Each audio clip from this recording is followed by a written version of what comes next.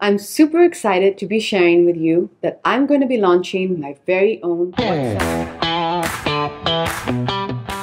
অবশেষে সব গুঞ্জনের ইতি টেনে ভক্তানুরাগীদের খুশির খবর দিলেন ভিকি ক্যাট। অনেকদিন ধরেই বলিপাড়ায় গুঞ্জন চলছিল ক্যাটরিনা কাইফের মা হওয়া নিয়ে, এমনকি ভিকির সংসারে নতুন সদস্য কবে আসবে তা জানতেও উন্মুখ হয়েছিলেন ভক্তরা।